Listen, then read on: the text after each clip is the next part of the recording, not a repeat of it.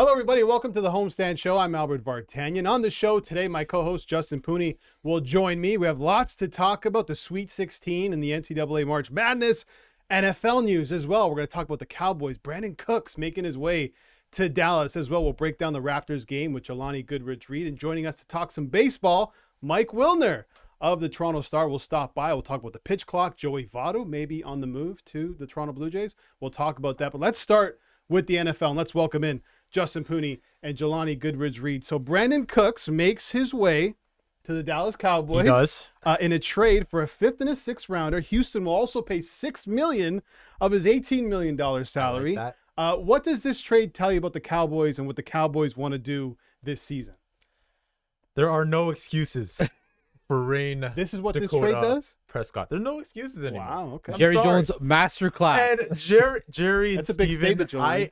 Look, the brothers and sisters of Cowboys Nation have always gone after the front office because they don't do anything come free agency, right? They don't want to make those moves to get better, right? They rely on the draft. But here they're telling me that they want to play for something. They see the Eagles, they see the Niners, see what they've been doing, and they want to make some moves. So thank you, Jerry. Thank you, Steven. We needed that, right? But yeah, there's no excuse for Rain Dakota Prescott anymore, right? Because this is a good team. The defense, top 5, right? We understand who they are with Dan Just Quinn. added Stephon Gilmore. That's right. And then offensively, you have weapons. You cannot say that there aren't weapons on this offense, right? And then let's say we get Robinson in the first round from Texas. Then what, right? You put him with Pollard in the backfield. That's going to be a crazy duo. With those receivers, it's going to be insane. And if the O-line holds up, there's literally nothing to say about that. Like, you have to win. You have to do something with that team. Okay, so in Cooks, you got a 9-year vet, had over 1,000 receiving yards in 6 of them, the most recent being in 2021 with Davis Mills throwing the ball to him. Now he's got Dak. For Brandin Cooks, what's his expectation on this team? Is he the guy now? No, that's He's definitely number 2. Yeah, it's definitely CD, right? It's CD's team, yeah. Yeah. Oh, CD's receiving core, yeah. Yeah, CD's he's definitely the wide receiver 1 here. The Dallas Cowboys just needed a guy to go alongside him, right? Gallup is hurt, right? He's coming off of some tough injuries, so he's still working himself back. Yeah. So that's why we were in those talks with Odell, with Hopkins, because you needed somebody opposite CD just to make sure that we got another receiver that can rely on. Right. And Keep the Brandin Cooks defense is good. honest. Keep the defense Brandin honest. Cooks is really good. He is. Okay, if you're looking across, like since like 2015 or 16, he's had more 1,000 receiving yard seasons than Stephon, than guys like DeAndre, Devontae. Like, come on, like he's a good. You're getting a legit receiver. guy. So let's rule out Odell Beckham to the Cowboys, you think? Yeah, I think that's done. You don't think Jerry's got one more trick up his sleeve?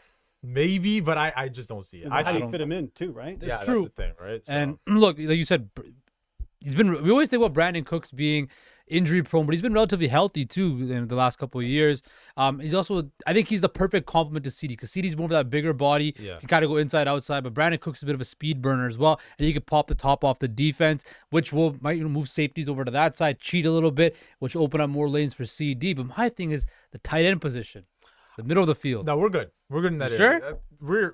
Look, in North Texas, we're confident. Okay, we Quality place for the got team. Hendershot, who he was really productive for us when he was out there on the field.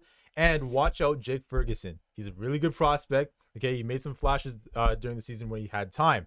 Then a lot of people say that maybe there might be a 1st round or 2nd round pick that goes to the tight end spot. So we're going to be fine in that area, right? I'm just proud that this front office didn't do too much to get a guy like Hopkins. It was going to be a lot. It's going to be a 2nd rounder. That's some high draft capital. Right? Dak Prescott, he So- spoke at a charity event this past weekend, and he had this to say about Ezekiel Elliott being released and the urgency for the Cowboys to win now. This organization, I really can't imagine taking the field without him. Something I don't know if it's completely hit me yet. Obviously, I've talked to him. I'm hurt. I'm sure he is, but it's more importantly for me just to be able to support him. I know he's got more opportunities coming his way, and love that guy. Proud of him. Number 1 supporter in here for him no matter what. As I say, the urgency. Yeah, I mean, having all those guys, I said, departure, so many close friends, good teammates, and not win a championship, and the urgency was there. But then now, as that's turned over, realizing that, hey, you might blink and my career may be over with, you know what I mean? And that same whatever 7 years or years to come, that, yeah, the urgency's now. I mean, it's now or never. It's simple as that. And, yeah, no sugarcoating it. Dak's clearly affected by the release of Ezekiel Elliott, the urgency to win. Now, we'll get to that. We're running short on time, but quickly, what do you think the residual effects will be of Zeke not being on this team?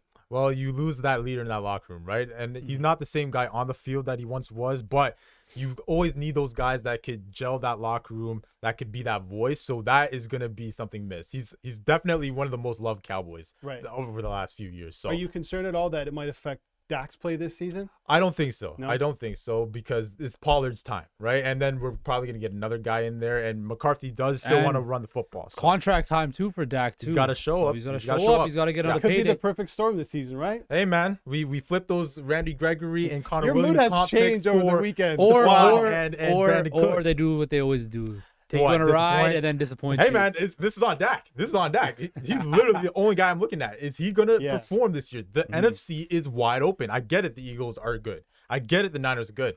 Who else is there? Do you think they can Honestly, win? who else Can is they there? win the Seahawks? division?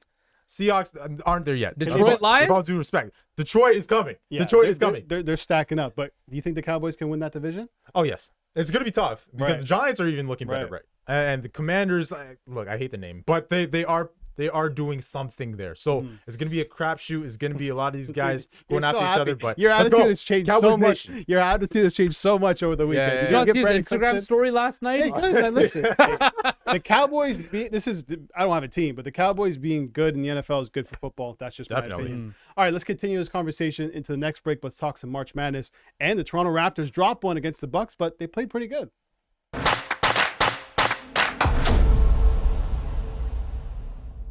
Welcome back to the Homestand Show. Albert Vartanian, Jelani Goodridge-Reid just sticking around, and of course I'm Justin Pooney. Guys, last night Toronto Raptors finished off the second half of a back-to-back. Actually had a really good performance for the first three quarters. You know, I called Scottie Barnes Scottie Tebow. Well, the Raptors had the anti-Tebow performance last night. Great first three quarters and then kind of fumbled the bag in the fourth. Raptors fall 118-111 to the Milwaukee Bucks. Now, post-game, Nick Nurse was a lot more flattering than I would have been towards this Raptors team. I like kind of how we're playing, though. I think we're playing very well for long stretches of games. Hopefully we can just keep building on that and get some rest now after this tough back-to-back. Get some rest here for a couple days. The most important thing out of that clip that I took was we're playing well in stretches. We're not playing well in complete games. Jelani, I'll start with you first. Another bad fourth quarter offensively. 16 points. Brook Lopez outscored the entire Toronto Raptors in the fourth quarter. Is this a moral victory? I don't think so. No. But what do you make out of this? No, I don't think it's a moral victory, right? You go into Milwaukee, you're playing them tight, right? It's a close game throughout. The first three quarters, impressive. We started the second half really hot as well. After Giannis scored 39 bucket, points in the third quarter. Yeah, we had an 8-0 run, and then we saw 3-pointers from Fred. Fred had 11 in the third. But then the fourth, what happened, right? I just don't understand how you go 1 for 11, a stretch from the 9-minute mark through the 5-minute mark. It was very disappointing, in my opinion. And we've seen this time and time again with the Raptors. Can you finish? You need to finish. There are 10 games remaining in the regular season.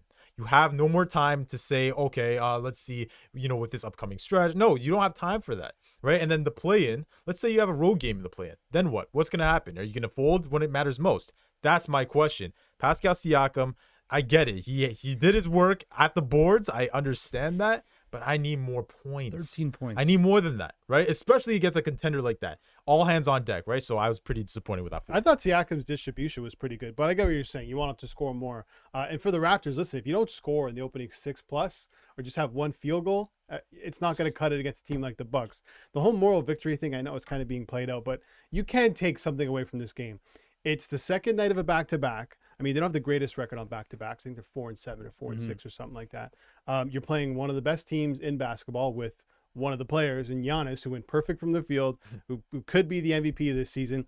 The expectation wasn't probably to win this game, but they went in there and went head-to-head. And, nearly one isn't winning, but they got to a certain point where they had a chance to win. They just weren't able to go over the line. And that's what happens when you face elite teams. And that also happens when you're missing a player like Scottie Barnes, who's so important to you in fourth quarters, who could have helped against Brook Lopez. Regardless, Brook Lopez and Giannis were going to get theirs because the Raptors don't really have a player that can match up with those guys. Let's be honest. Doesn't matter how good OG is, doesn't matter how good Barnes is, those guys are going to get theirs. It was the offense that needed something, but missing Barnes wasn't key either. So Giannis post game, he was asked about, what's it like to work through double teams, because the Raptors threw a bunch of bodies at him, and I loved his answer and his description post game. Try to find a better pass, and sometimes I'm going to try to attack the double team instead of just like passing and swing. I just gotta make them work, pull them out a little bit. They follow me, great, pass. Pull it out, they don't follow me, oh great, it's one-on-one. So I loved how he was able to describe, even with the basketball, I just loved that personality that Giannis showed like that. Is you seeing how he's grown in his basketball mind to become one of the smartest players in the game. You saw that last night. Some of the passes he was dishing out to Brook Lopez, two open shooters, right? They took advantage of that Raptors zone defense, right? And I think Nick Nurse, he loves the zone, especially in the trap, and get those good guys, the best players, off their game. Last night, Giannis had a triple-double and had the most effective triple-double, 9 for 9 shooting. Yep.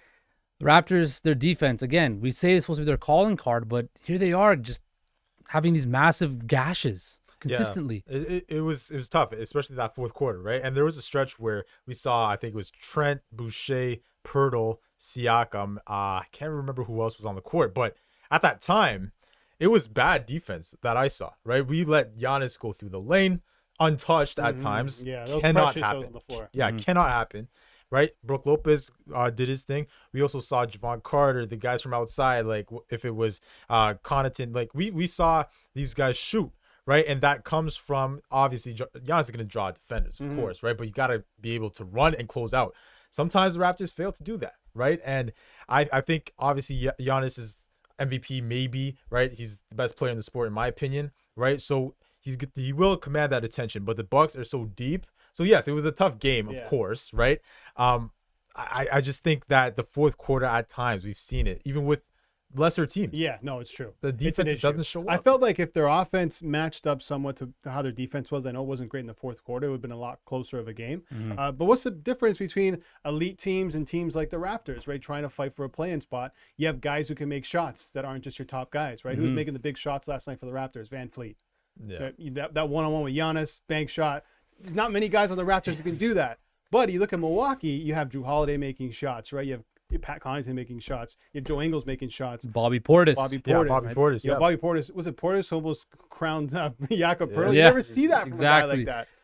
But that's the biggest difference between the Raptors and these teams. But I really do believe that there's a lot of good to take away from that game. I'll say The Raptors have come a without long Scottie way Barnes, this season. no Scottie Barnes does change the complexion of that game. They probably still would have lost. Yeah, but I just want a better effort in that fourth. Yeah. Right. It's the No, most important I totally quarter. agree. So I think that you got to come out hot. We'll see what's up with Scottie. Last night, X-rays were negative on Yeah. his wrist. He didn't play the whole entire second half. Going forward, it's obvious he's probably not going to play against Indiana, potentially. Sorry, not obvious, but potentially could not be playing against Indiana on Wednesday. He's out. Who goes into the starting lineup? How do they deploy the roster? Well, you got to put Gary up in there, right? And Gary, we've seen some stretches where he does get hot from deep, and that gets him going, right? That's what we want to see from a shooter. So he's definitely gonna have to be that guy that gives us an added boost in terms of scoring, right? But if you're without Scottie, right, you're gonna need your guys to show up. And I'm looking at you, Pascal Siakam, right? You're our all-star, of course, and we know what he's been able to do this year. So without a guy like Scottie, who doesn't just score, but he could rebound the basketball. He's a playmaker in terms of passing that rock. You're going to need somebody to step up. I think this is where Siakam comes up, and obviously Fred's been playing pretty well as of late. So him too. Fred's doing that thing again where he has a kid and he comes back. I know. And goes lights Looks out. good. But he also knows that it's contract year 2, and he's Of trying course, and all that plays into Yeah. it. But there's no doubting that he's a leader. Of course. One of the guys I've been loving recently is OG Anunoby. Like his efficiency over the last 64% from threes, 21 for 33, 71% from the field. Yeah. I mean, that is like the ultimate 3-and-D guy. We haven't seen this from OG really. on a consistent basis. I think too. now that he's fully healthy, I think he injured both hands, right? So I mean, it's going to take some time to get back to his best, but I think we got to start talking about OG in terms of Toronto Raptors I know Siakam Untouchable? is the guy, but I think OG might be the most important player because no one else can do what he He's does. been good from the catch and shoot Mhm. Oh spot, my right? God. He's been lethal Automatic. as of late. So He's a good. I think OG. He's exactly what the Raptors need as a depth piece, but he's not going to be the lead Your dog. boy. If OG wasn't playing like this, Raptors aren't winning the majority of these games. Well, they're There's still not no- winning. I agree, Majority. They're 'cause the still not defense winning too. No, majority. but the games that they have, yeah, they've been pretty good, man. Speaking of winning games, they got 10 games left on the season. They're in that that 9 hole right now. They're fighting with Atlanta for the 8th seed.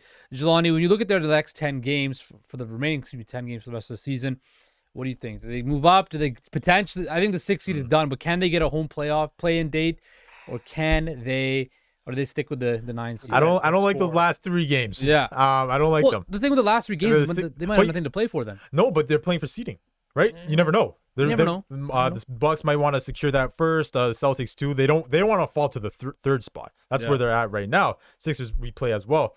So it's gonna be tough. Those 4 obviously, but I think when you're looking across, they could win multiple games there. So I'm looking at that 8th seed being a possibility. I don't think the 7 is still. It's open, but it's going to be a bit too far, I think, in the end. So I think the 8th. I think this next 4, this homestand is one of the most crucial. It is. Heading to the season. Oh, yeah. Pacers, Pistons, Wizards, Heat. Winnable games. To me, you got to win at least 3 of those games. Winnable I know games. It's a lot to ask because you're battling with those teams, but they need to win those games. It's At home, too. at home. It's crucial. We'll see what's up with Scottie, but I just have some hesitancy because there's been so Jekyll and Hyde this year. I don't know. But we'll see. Wednesday night, they do take on the Indiana game. Pacers, They do. a team that is only 2.5 games behind them in the standings. right? Right? So it's a massive, massive game with a bunch of playoff implications. Jelani, thank you for joining us. We'll be back right after this to talk some Toronto Blue Jays baseball.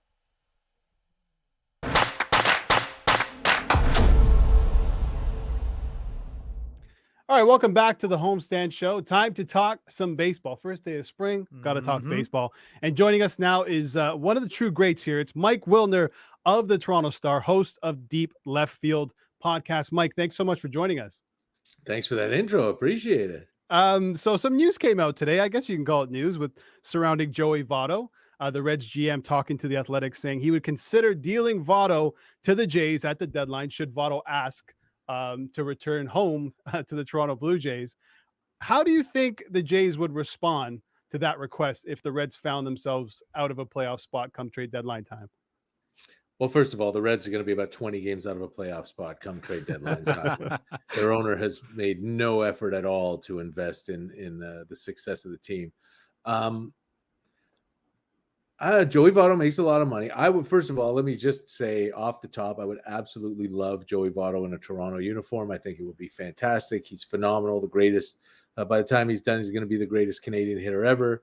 And I think he's going to have a bounce back year. Now, if he doesn't, he is of no use to the Jays, who are contending. But of course, they're coming into a situation like Toronto might revitalize him and get him back to what he used to be. But I see Joey Votto having a big year this year, regardless. The question is, A, the money, and 2, where do you put him? And that's the Blue Jays issue, right? 2015, I still believe the Jays should have gone after Joey Votto at the deadline. They sort of sniffed it out a little bit, but the owner wasn't willing to move him then. But Votto is owed $25 million this year. So at the deadline, let's say there's 8 or 9 left and then 7 more next year. That's a lot of money.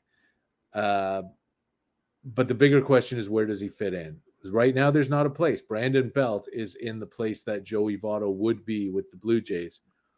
But that is not to say that having a guy like him off the bench or Belt off the bench, depending on who's having a better year, wouldn't be a major asset. There's no defensive flexibility with either one of them. They can only play first base, which is another problem. If Belt gets hurt, then absolutely give me Joey Votto. If Belt is performing and producing, and Vladimir Guerrero Jr. is healthy and performing and producing, and Matt Chapman is healthy and performing and producing, because, the other thing is move Vladdy to third for a couple of months to accommodate Votto. But it doesn't look like there would be a spot for him other than as a bat-only lefty off the bench, which is kind of disappointing because I would love to have Joey Votto here. Yeah, I mean, I'm assuming that the rumor mill will be churning right up until the deadline, considering that the Reds probably aren't going to be in a playoff spot. Let's continue with the Jays. And Don Mattingly, he joined as the Jays bench boss, and Ross Atkins said when he hired him, he'll have a calming impact and influence on this team. Obviously, a major veteran is Don Mattingly. Have you noticed that at all during spring training? Well, I haven't been down there for a good 3 weeks, but yeah, I've noticed that everybody absolutely loves Don Mattingly. And just to, fix the semantics a little bit, Mattingly's the bench coach, not the bench boss. John Schneider's Right. still the boss. He's the manager. But the number of people who were just so impressed that Don Mattingly is around, and the people who, were looking to pick his brain and couldn't wait to work with him, and how seamlessly he was fitting in already just so early in spring. It's all wonderful stuff. Like, anytime you can add a legend, a borderline Hall of Famer, somebody who not only was a phenomenal hitter, but also won 9 Gold Gloves, has 12 years managing in the big leagues as well. I mean, that's an incredible add to a coaching staff. And everyone is beyond thrilled to have him around. And I think he's going to be a massive, massive asset for the team for sure. Mike, you mentioned all of Don Mattingly's accolades, playing and managerial wise, but could that be some noise? Say the Jays falter or don't reach expectations, that he could eventually step into that managerial role if things don't pan out the Jays want them the way they expect to, this season? I mean, they gave John Schneider a 3-year contract, right? And then hired Don Mattingly a month later. You don't do that to say, hey, we're submarining you as our manager right after we hired you. Mattingly is no desire to take John Schneider's job. John Schneider's not under any kind of gun at all. He's been in this organization for 20 years. He's the guy that they really have wanted to manage this team for a long time. So no, Mattingly is absolutely not there for John Schneider to be looking over his shoulder. Yeah, and Mattingly also mentioned that as well. He wouldn't want to take Schneider's job. Spring training, over just a week left. As of right now, for Jays fans who haven't really been tuning in throughout the entire spring, what's something they should be paying close attention to heading into the MLB season? Like from a Blue Jays perspective, Yeah. or like I noticed you've got the pitch timer behind you in that graphic. That's something people should be paying attention to. But where do you want me to go with this? From a Blue Jays perspective. From a Blue Jays perspective, I think that there's really hasn't been any mystery to this spring at all. It's just been about people being healthy and keeping them healthy for opening day. There's no big roster battles. There were no real positions up for grabs. There's the 26th spot on the roster that could be Otto Lopez, could be Nathan Lucas. It could be someone who they pick up on waivers in a week. And my money is kind of on that. But really, there's nothing special about this spring. And I think that just speaks to how good a team this is and how good it's expected to be. If you want, keep an eye on Yusei Kikuchi and see how he does in the 5th spot and whether he can, maintain the gains that he seems to have made in the offseason and in the spring. Keep an eye on Jose Barrios and how he's going to do. I think one of the most fun things for Jays fans is going to be to see what the ballpark does. Now that it's not going to be this cookie cutter, straight round isn't a thing, but round wall. There are going to be angles. There are going to be bounces. The bullpens are going to be up, and there are going to be a lot of warning track fly balls from last year that are going to be home runs this year. There are going to be a lot of triples in this ballpark now with the strange angles or the strange bounces the balls are going to take. And, you see in center field, the wall is lower. That Kevin Kiermaier and Dalton Varsho are going to be able to go up and over that wall and take some home runs away. So I think the ballpark is going to be a real talking point for a long time, at least the first couple of months of the season. And it's going to make things a lot more fun. Did the offseason moves that the Jays made in the outfield, was that influenced by the renovations at the Rogers Center? I wonder. I mean, I think in general they needed to improve the outfield defense a lot. I mean, there were a lot of balls that fell in that shouldn't have fallen in that just looked sort of like, oh, that's a double. Okay. That this year those will be outs. The outfield defense was not good, right? Teoscar Hernandez and Lourdes Gurriel Jr. are not good outfielders. And as much as Teoscar improved over the years from being a horrible outfielder to just being a not good outfielder, he was still not good defensively. Gurriel, not good defensively, though both their arms sort of help make up for some of those deficiencies. But now they have three people out there. They have three center fielders who can really go get it. And it'll be a challenge for them to play the new outfield too, but you'd rather have those wheels like Kiermaier and Varsho have, and Springer, still got a bit there, than guys like Hernandez and Gurriel and Raimel Tapia chasing those fly balls. So I think that, they needed to improve that outfield defense regardless of the changes. But I think these new guys will help it even more given the changes. Talking to Mike Wilner of the Toronto Star. Mike, before I let you go, I have to ask, I need you to fill in the blank. The MLB pitch clock is blank. Such a blessing. Oh. You're a fan. Oh my God. How can you not be a fan of this pitch clock? Right. I don't understand. I know that there are some people who enjoy the 25 to 40 minutes a game of batters adjusting the Velcro on their gloves and stepping out of the box and pitchers walking around the mound for absolutely no reason and hitters calling timeout after every pitch. I mean, if that's your jam, I'm sorry that you don't get that anymore. But, having watched a bunch of games with the pitch clock or the pitch timer, you really don't notice what's missing, because what's missing was just an incredible waste of time. Hitters taking a minute to walk up to the box so that they could listen to their walk-up music. I mean, screw that. Let's play the game, and for all the people who are, saying that, oh, this is horrible, baseball's never on a clock. That's not what this is. It really isn't. I mean, 30, 40 years ago, games were played in 225, 230, 235 because people didn't waste time. And I brought this up a bunch of times. There was a first baseman for Cleveland in the 1980s named Mike Hargrove, who later became a manager for Cleveland, Seattle. People might know him that way.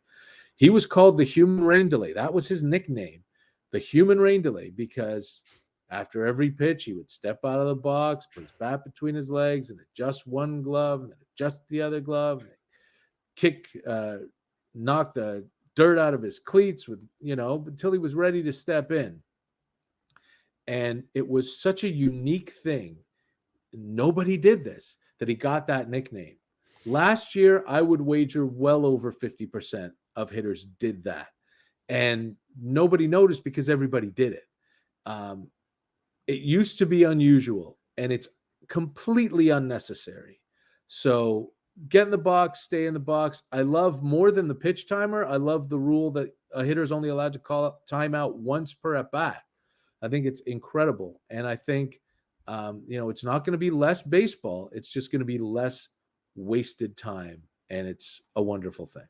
I'm with you. I was skeptical, but I'm enjoying it as well. Mike, thanks so much for doing this. Let's do it down the road.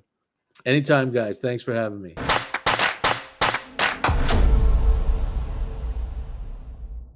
All right, welcome back to the Homestand Show. Time to talk some NHL. The Toronto Maple Leafs, weekend back-to-back. They went 2-0.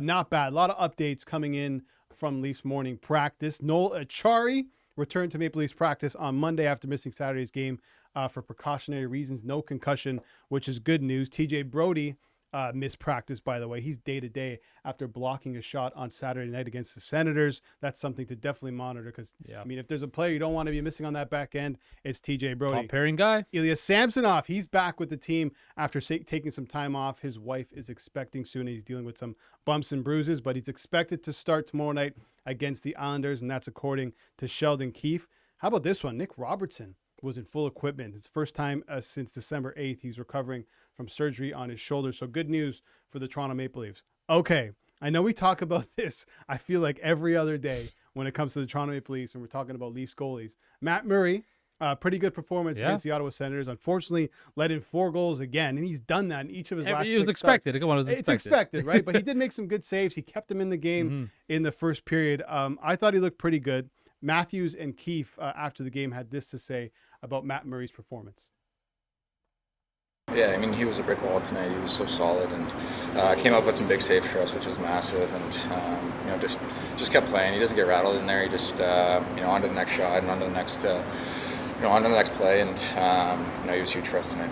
Well, I'm sure it'll do lots for his confidence. It was good that he's busy. We've been talking about how he hasn't been busy enough in terms of the workload, and even in the games he's played of late here, I think he's done a good job, but hasn't got enough of the perimeter type shots to really get him engaged in the game and to get proper workload and to inflate his numbers at the same time. So probably good for that, and I think somebody in the building here must have liked him. He must have been nice to someone, because I think he got about 10 bonus saves out of this one here tonight.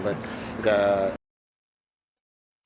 48 saves, a win in a 9-round shootout, and a win against your former team is definitely going to give you some confidence. Absolutely. But it's time to make the case once again.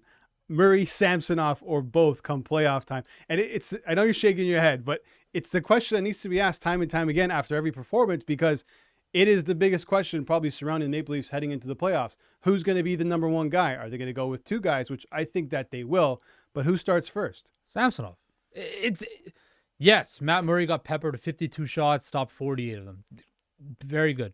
Won in Ottawa, his former home arena.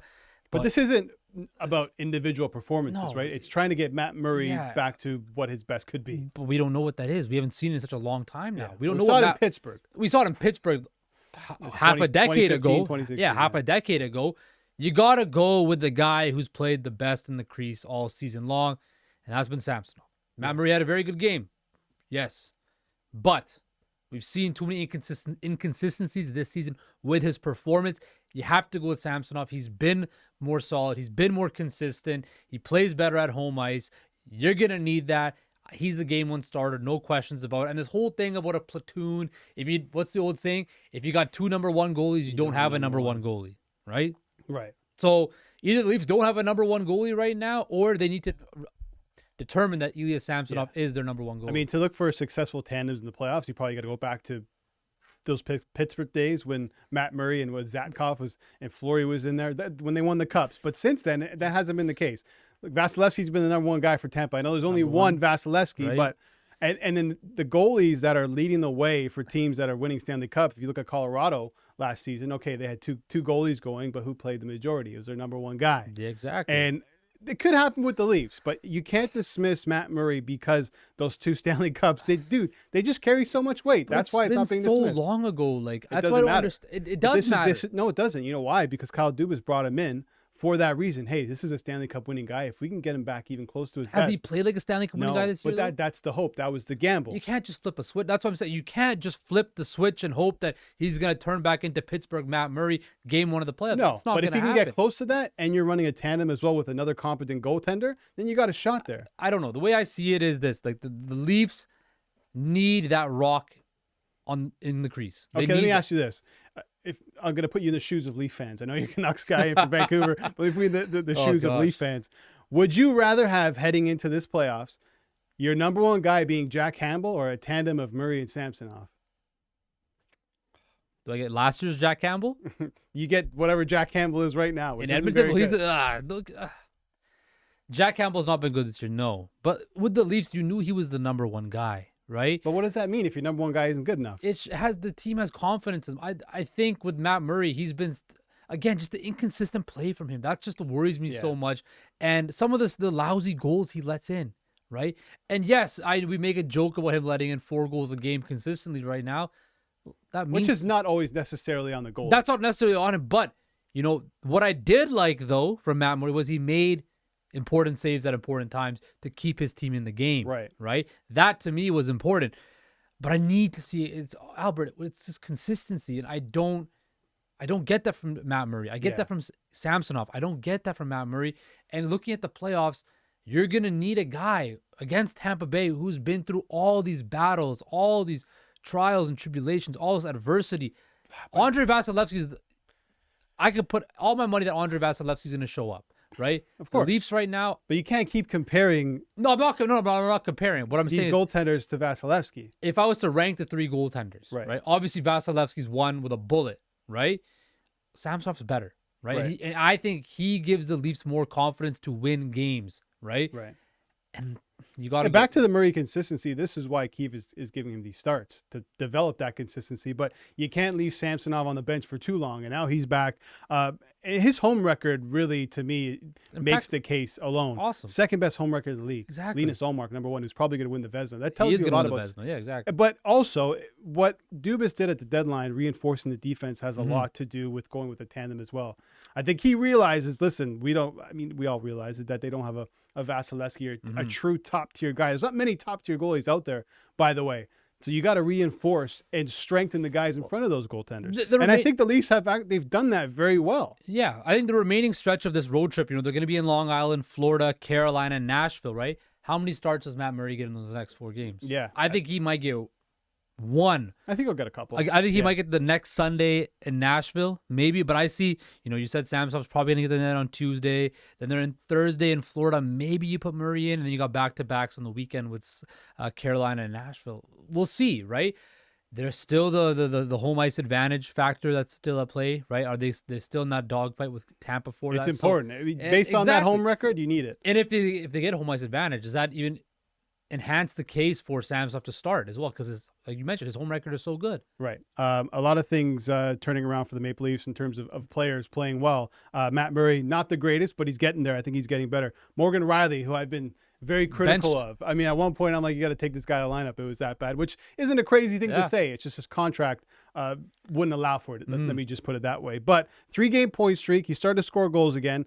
He was talking, I think this was prior to the Carolina Hurricanes game, if the pressure of his contract was affecting his play.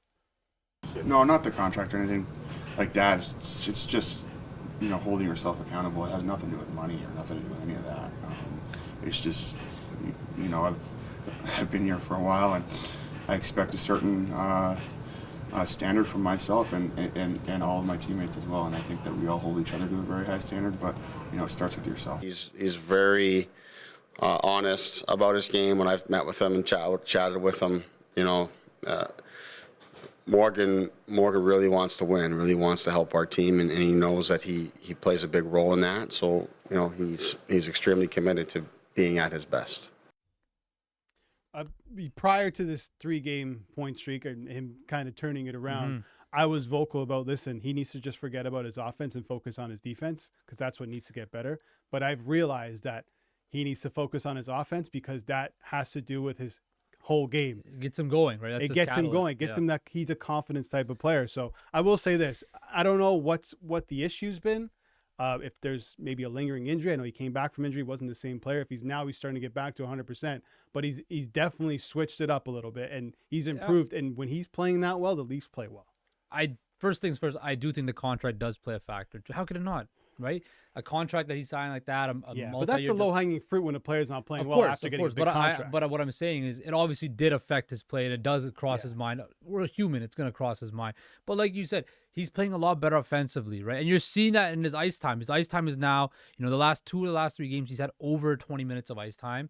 And he's playing a lot better. He's playing with more confidence. He's got on the 3-game point streak. And I think a guy like Morgan Rielly, I talked about it last week. I'm like, maybe he should just, like you said, stop focus so much on the offensive side of the game, become more of that true shutdown guy. But if you look at it, he is what he is. That's why he got paid that big contract, because he can play both sides of the ice. I think with a guy like Morgan Rielly and a defenseman all around, the offensive side, when they have confidence, they have the ability to just take the puck up the ice and make plays and take those extra chances, because they're playing with that confidence. And you're seeing that now with Morgan Rielly. Hopefully this can continue leading into the playoffs, because you're going to need him, especially on the power play at 5-on-5. And to be that guy, he's been through a lot of these battles with this team. He knows all about the pressure on this team as well. I just want to see if he can continue this going forward. To maybe not producing the points, but just making smart plays and setting up the offense, setting up the the breakouts and stuff like that. If he can do that cleanly, that would also be a pretty big indicator. Sheldon Keefe did mention, he spoke to all the D-men, mentioning there was going to be rest down the stretch heading to the playoffs. I wonder if Morgan Rielly is one of those guys who's going to get some rest. Gio just did. NHL's oldest skater. He probably needed the rest, even though he wants to play every single game.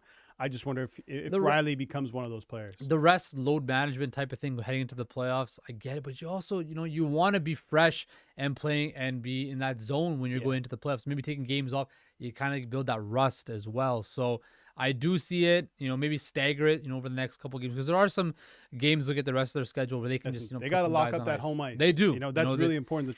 Some people want to dismiss it, but I think it's crucial. It is. Calle Jarnkrok, 17 goals. He's got a career high. He's on pace for a career high year. 2 goals against Ottawa, 4-game point streak. Quite the deal looking back on this now by Dubas. I mean, $2.1 million on the cap. Yeah. Not bad for a guy who can slot in on your top line. And even Austin Matthews is adamant about having him on that line. Here's Sheldon Keefe on Calle's play recently. Yeah, just outstanding. And to me, he's been great all season, but it seems like it's gone to another level. Yarny's moved around and played with different people throughout the season and played different positions. Hasn't spent a lot of time with Austin.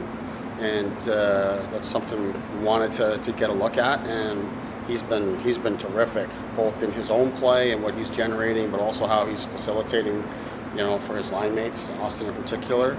So it was something we wanted to continue with here today. Austin felt strongly about continuing with it as well. And, both those guys I thought were terrific and got rewarded for it.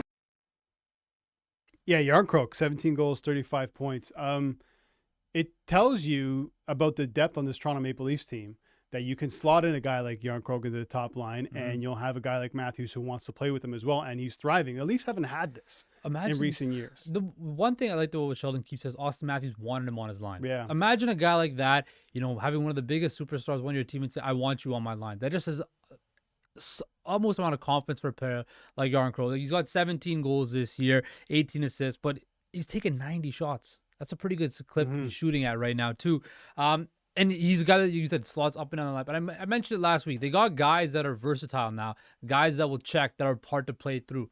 Case in point, Jarnkrok's a guy that's hard to play through, and now you're seeing, we can slide up and down the lineup. Yeah. He can score, and when he's put in his offensive position, he can put the puck in the back of the net. Never enough guys that can. Yeah, something that Kerfoot never enough goals. I mean, Kerfoot is one of those guys who can play the top line, not necessarily a goal scorer. You can throw Bunting there, who's been there for the majority of the season. So if that top line does go stale, Keefe can switch it up. Change it up, exactly. All right, that was some Leafs talk. Coming up, we're going to wrap up the show, and I have a feeling, Justin, that this one guy has a serious chance at winning the Masters.